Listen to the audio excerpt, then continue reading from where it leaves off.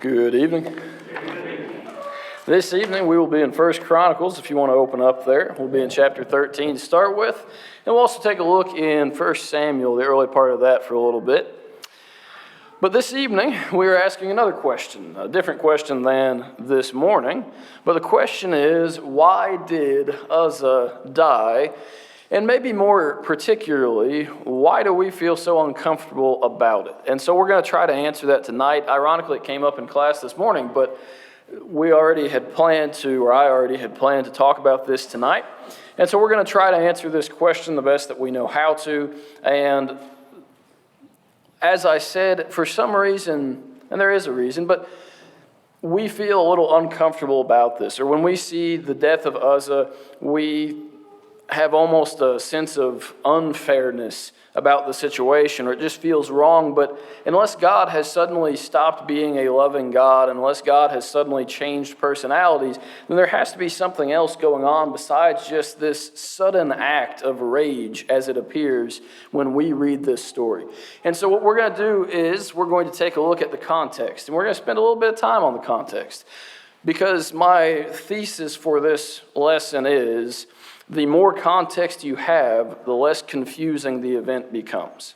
And that's probably true in a lot of cases, but it's certainly true in this case. And so just to remind ourselves real quick of what we already know, in verse 10 of 1 Chronicles chapter 13, the anger of the Lord was aroused against Uzzah. Why did that happen? If you don't recall, Uzzah is one of the two individuals driving a cart on which sits the Ark of the Covenant. And whenever the oxen stumbles and there's a chance that the Ark will fall from this cart, he reaches out to try to make sure that doesn't happen, and God strikes him dead immediately. Okay.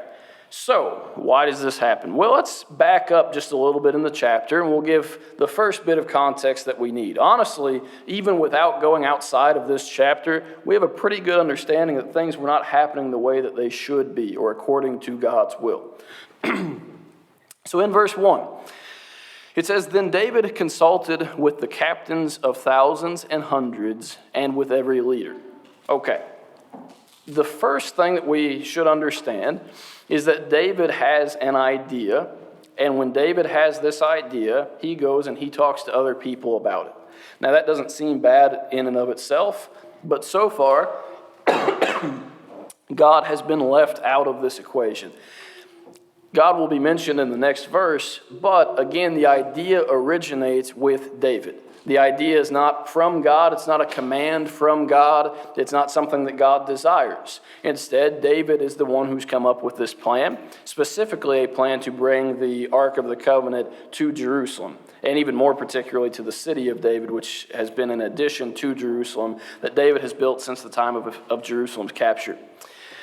In verse 2, it says, "And David said to all the assembly of Israel, 'If it seems good to you, and if it is of the Lord our God, let us send out to our brethren everywhere who are left in the land of Israel, and with them the priests and the Levites who are in their cities and their common lands, that they may gather together to us.'" Verse 3, "And let us bring the ark of our God back to us, for we have not inquired at it since the days of Saul."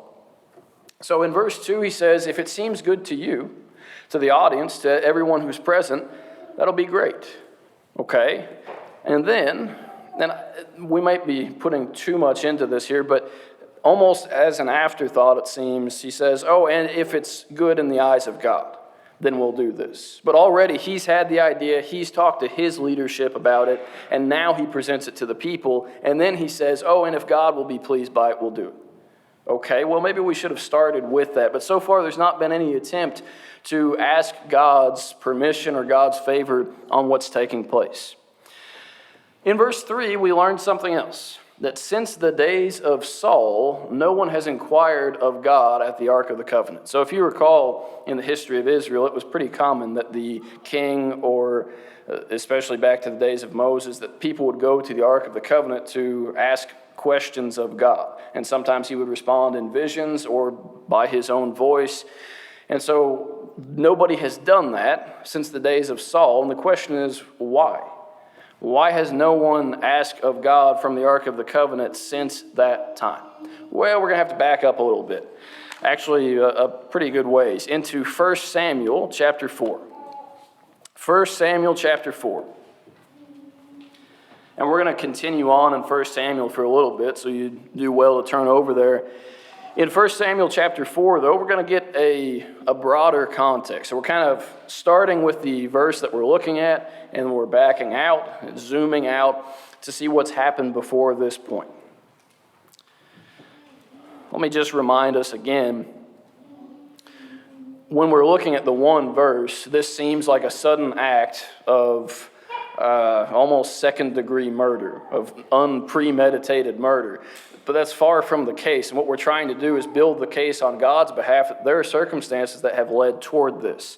Already in the chapter we've done that, but now in 1 Samuel chapter 4, we'll start in the first verse. It says, "Now Israel went out to battle against the Philistines and encamped beside Ebenezer, and the Philistines camped in Aphek. Then the Philistines put themselves in battle array against Israel, and when they joined the battle, Israel was defeated by the Philistines, who killed about 4,000 men of the army in the field.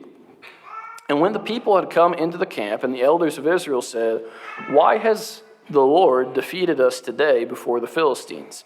Let us bring the ark of the covenant of the Lord from Shiloh to us, that when it comes among us, it may save us from the hand of our enemies.'" Here's another idea that originates with man, that does not consult God, and yet seeks to use something that God has said is his own presence on this earth. Very similar to David's plan, this plan says, okay, we're going to use the presence of God to our advantage. And we're going to do so without asking God first. And so this is the idea. They'll bring it into battle. That way they'll have success. That has happened in times past when the ark has been brought into battle.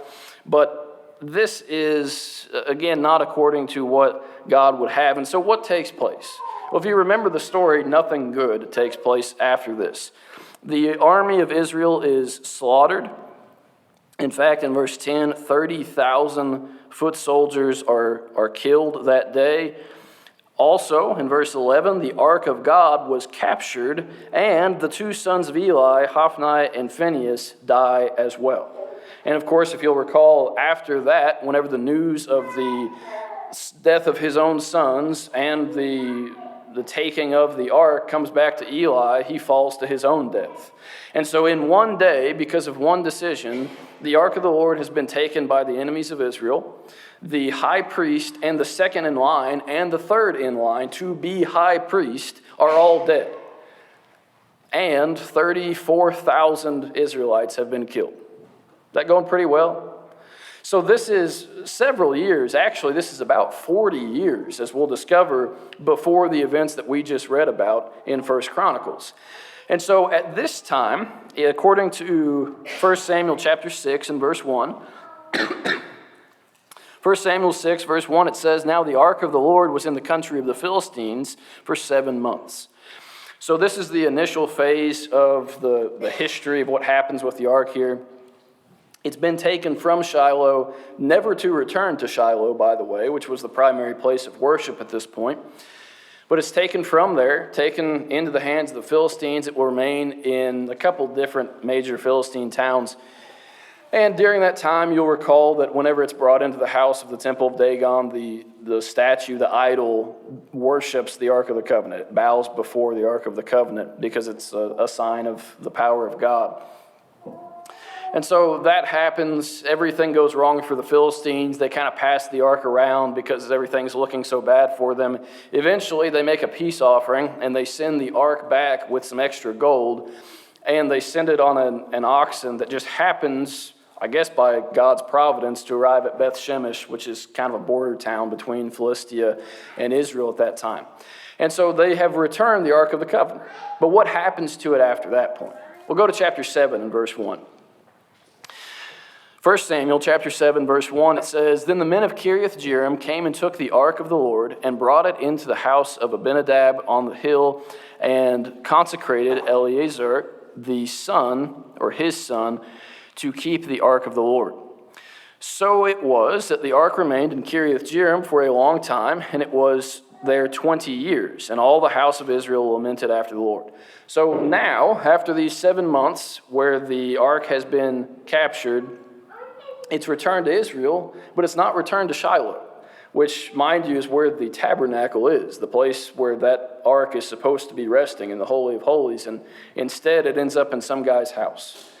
It's probably not too much of a stretch to put it in modern terms to say that it was in somebody's barn out back gathering dust instead of being in a prime location where all of Israel came to worship. And so it's being kept there for a long time. We'll learn elsewhere that it ends up in Gibeah for about another 20 years, which is where we get a total of about 40 years. And really, these cities that we're talking about, it sounds like they are far removed. They're only a few miles outside of Jerusalem. So it was close to its final destination, which also explains why it would have been easy enough for someone to think, well, let's just put it on a cart and drive the cart up to Jerusalem, because it's not that far. But during this time, again, it was not in the tabernacle as it was supposed to be. Let's go back to our text in 1 Chronicles chapter 13 and go back to verse 4, and we'll finish out our context here. In verse 4, it says, "Then all the assembly said that they would do so, for the thing was right in the eyes of all the people." Here's another reference to not being right in the eyes of God, but being right in the eyes of the crowd. Well, what does that really matter in terms of obedience? And yet, that's what they do. They see that it's right in their own eyes. Verse 5 and 6, we won't read them. It just says all Israel's gathered together. And when they're gathered together, they have this idea to put the ark of God on a cart and bring it up from Kiriath-jearim to Jerusalem. And so in verse 8, it says, "Then David and all Israel played music before God with all their might, with singing on harps, on stringed instruments, on tambourines, on cymbals, and with trumpets." By the way, we'll have a lesson on this sometime, hopefully in the near future. In the Old Testament, we tend to think of it as being full of musical instruments and being full of musical instrumental praise toward God. But there are a lot of examples just like this one where we're conflating two things that don't go together. There are instruments being used, but is this a worship setting? The ark of God is there, but is it a worship setting? It's not. It's an emotional fervor of restoring what's been lost. It really has very little to do with praise of God. It's people just kind of making a commotion as this happens. But anyway, it is celebratory. They are trying to express their joy at the return of the ark, and yet all of it's about to be derailed. And so the events themselves, starting in verse 9, it says, "When they came to someone named Chidon's threshing floor, Uzzah put out his hand to hold the ark, for the oxen had stumbled." So again, what we are understanding is there are actually two people driving the cart, by the way. The other one's named Ahio, but he has faded into history because he didn't get struck dead. But Uzzah, as the cart's being pulled along, one of the oxen somehow stumbles, as it says. They get tripped up, and apparently the cart that the ark is sitting on is somehow in danger of maybe the ark being tipped onto the ground. Well, that's not great, and so Uzzah does what he can to try to steady the ark. In doing so, he apparently touches the ark, and so no good deed goes unpunished. At least that's kind of the idea that we have. In fact, we look at this situation, and we'll address this later, but we almost say, well, would it have been better for the ark to have fallen off the cart? What if it had broken into hundreds of pieces? Would that have been better? Well, that's not really the point that we want to make, but we'll get to that. In verse 10, it says, "The anger of the Lord was aroused against Uzzah," and so he becomes angry, God does, and strikes Uzzah dead. Verse 11, David became angry because of the Lord's outbreak against Uzzah. Therefore, the place is called Perez Uzzah to this day. Verse 12, David was afraid of God.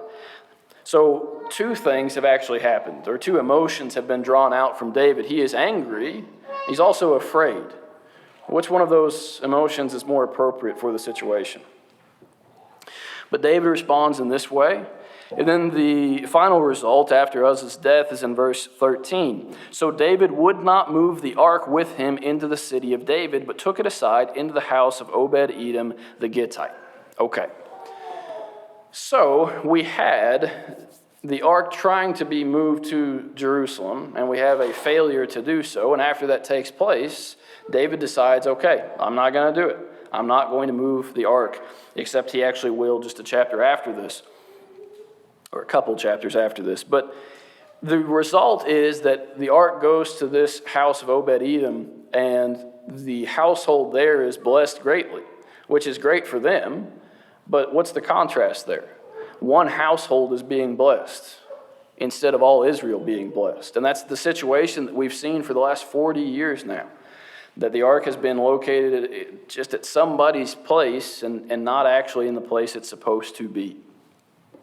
And so let's try to ask a couple of questions and give a couple of answers and a little bit of application as well here. The first question, of course, is why did Uzzah die? Or why did he have to die, if you want to ask it that way? The truth of this is twofold. One, Uzzah died because he sinned. Right? He did sin. It was wrong for him to touch the ark. It was wrong for anyone, really, to touch the ark. And so he sins in doing this. But the other problem is that God was angry long before the Ark of the Covenant was even put on that cart, let alone by the time that the oxen stumbled and Uzzah reaches out his hand. This seems to be more of a culmination of years of abuse of what God has given to his people. But that being said, there is a sin that takes place. In fact, there's kind of a few. In Exodus chapter 25, verse 12 and following, the command is given very, very specifically, as much of the old law is, to not remove the poles from the ark. If you'll recall, the ark was supposed to be carried. It's just a box. It's not that big, maybe this size, about half as tall as this podium, but about this size. And then you've got poles that are supposed to go out of each end. So one pole on each side that extend far beyond just the box. That way no one's in danger of touching it. Great. Did that happen? No. Strike one.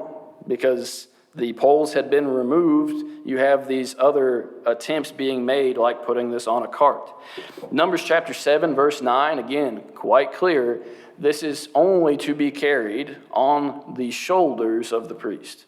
It's not to be carried underhanded. It's not to be carried above their heads. It's supposed to be carried, the poles resting on their shoulders. That's the command of God. As specific as it is, that's what was given. Was that followed? It was not. And so we have strike two.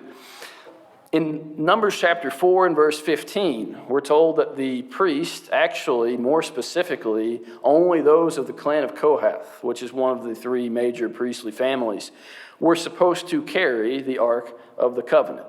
Only them. Even they, though, were not given the privilege to touch the Ark. No one was. It was too holy for that to happen. In fact, in Numbers chapter 4 and verse 20, they're not really even supposed to look at it. And so when it was taken from the Holy of Holies, it would be covered up first so that the priest wouldn't even see it. So did that happen? Was it only priests specifically of the family of Kohath that were carrying the ark? Well, it was not. We'll address that in just a second, actually. Okay. So those three things had happened already that were completely against the will of God. 3 sins in a row. Uzzah, unfortunately for his part, is guilty of all 3 of those. And so God does strike him dead. But the question still we want to ask is, was Uzzah innocent? Because it feels like what was happening is that Uzzah was just following along with what he had been told to do. And in a sense, I guess that's true. He was doing what the king wanted to do. He was doing what the priest had agreed to do. He was doing what all the people thought was right. How much did that matter? What difference did that make for him that everybody agreed with what he was doing? Well, ultimately, it made no difference at all. So on the other side of this, Uzzah is a Jew. Not only is he a Jew, he's probably a priest, as we'll mention in just a second. He has every opportunity to know the law, just as every other Jew does. We looked at no less than 3 different problems with what he did. If he'd read the book of Exodus or the book of Numbers, he already knows he's not supposed to do this. If he'd ever heard those words read, he knows not to do this. If he'd ever talked to a priest that already knew these things, he knew not to do this. But he does it anyway. Was Uzzah a priest? As we said, it's pretty possible. It seems that his family's house was chosen because they already were priests. You wouldn't just choose anybody's house to put the Ark of God in.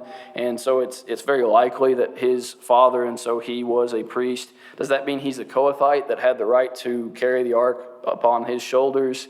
We don't know that. The Kohathites are not the majority of the priests, and so it's not all that likely that he fits that bill. But does it really matter anyway? Even if he is a Kohathite and has the right to carry the ark on his shoulders, is that what was happening?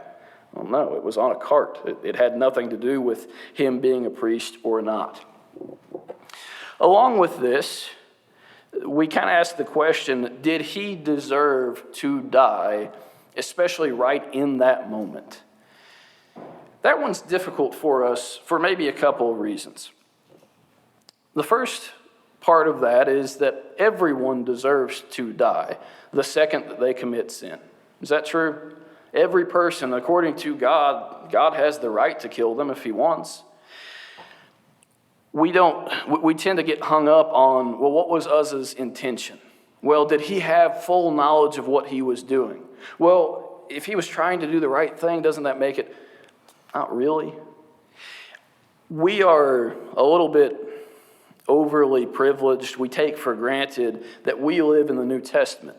And in the New Testament, we expect that God's grace will last an entire lifetime, right?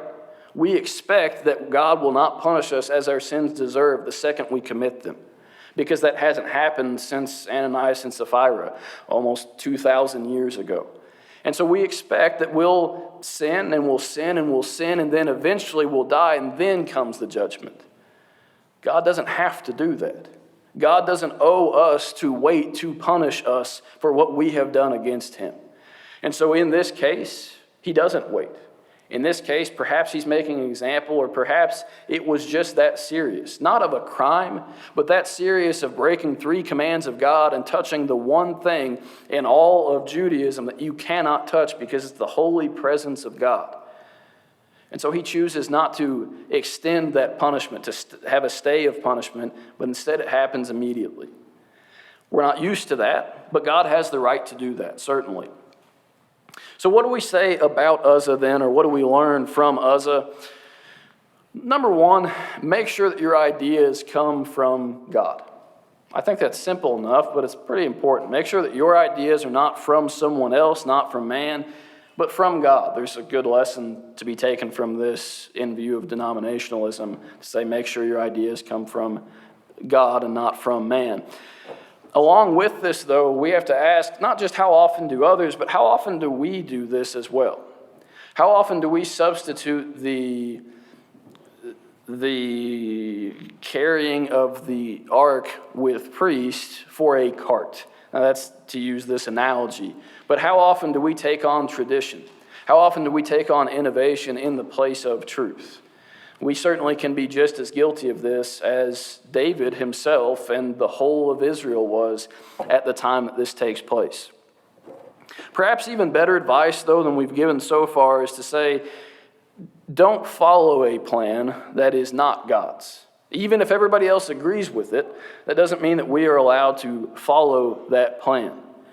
And certainly, that doesn't mean that someone is innocent just because they're following someone else's plan and they failed to check out whether it was the right way to handle things. If Uzzah had refused this, somebody else would have been there in his place, and they would have perhaps died, but he would have avoided this if he had chosen to not go along with this plan that didn't work out so well. But that brings in another point that's pretty scary, really, that even those who are misled will be held accountable. That should be a terrifying thought for anyone, whether in this group or whether especially we would think in a lot of churches where they follow the word of their preacher or their pastor, if they're in a denominational setting, or the words of the elders, the word of anyone else except for the word of God. If you're relying on someone else to tell you what God is teaching you, if you're relying on even the king and the high priest, sometimes they're going to steer you wrong. And if you're steered in the wrong direction, if you're misled, that doesn't mean that you are entirely innocent of what has happened. One more thing we'll say with this, we have to be careful of a particular line of logic that comes from this kind of situation. I'm going to make an example, and I'm not going to condemn or condone one way or the other on this. There are a lot of people who listen to contemporary Christian music, meaning any Christian music that's on the radio, and they use an argument that's quite similar to this. And so this is just a point to say, be careful of what line of logic you use to defend something. But generally the logic is, isn't it better to listen to this than to whatever the world produces? Isn't it better to hear this? Or maybe take it away from the musical scene and put it into listening to the sermons of or reading the books of those people who are partially in the truth and partially far away from it.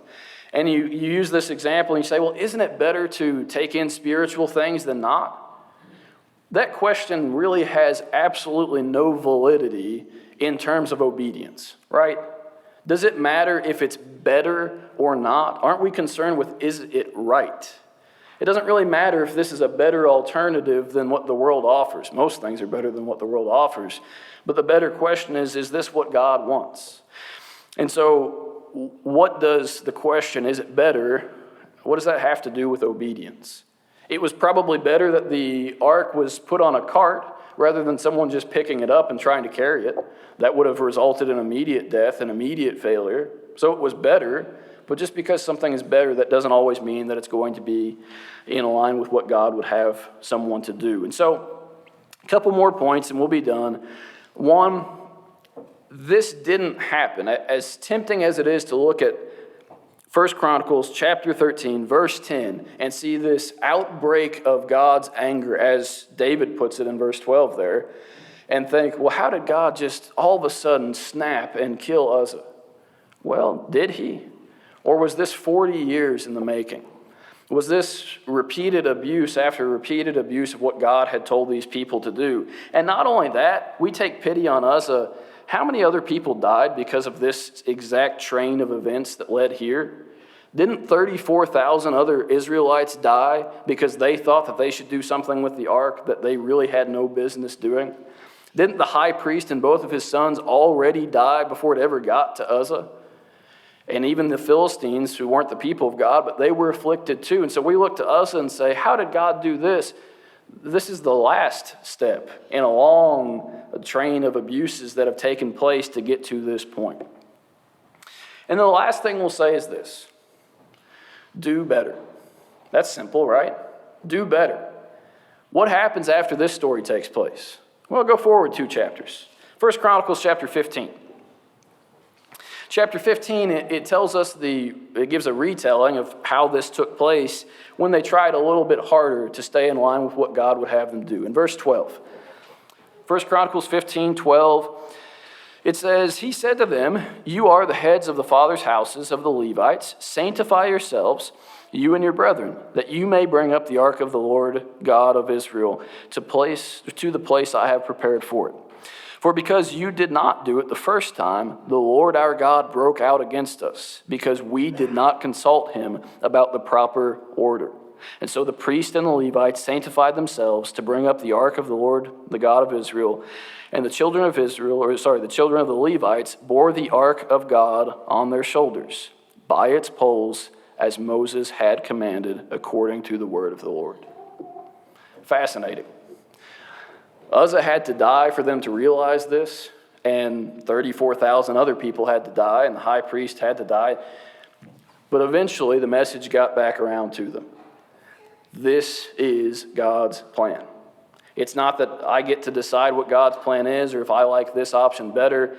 God laid it out, and believe it or not, when they followed this plan, using priests and Levites, carrying the ark on the poles on their shoulders, they even offered sacrifices to God ahead of time when the priests consecrated themselves. How many people died that time? That would be 0. And the ark was successfully moved to pretty much its final resting place. in the soon-to-be temple, but currently tabernacle set up in Jerusalem. It worked out that time because they did according to what had been spoken through Moses, according to the command of the Lord. The segue into the invitation is pretty simple. God has already laid out his plan for how people will be saved today. He hasn't laid out multiple options. He hasn't given us the free choice to decide if we want to do this part of it and leave this part out. But God has said that you hear the word, that you believe the word, that you repent of sins, you confess that his Son is the Christ, and that you be baptized for the remission of sins. That's the plan. It's that simple. It doesn't have to be reworked. It doesn't have to be changed in any way. And tonight, if you need to be part of that plan, if you need to go through those steps, this is a great time to do that. And tonight, if you're already a Christian, but you have some other need of the congregation, we ask that you come forward as we stand and as we sing.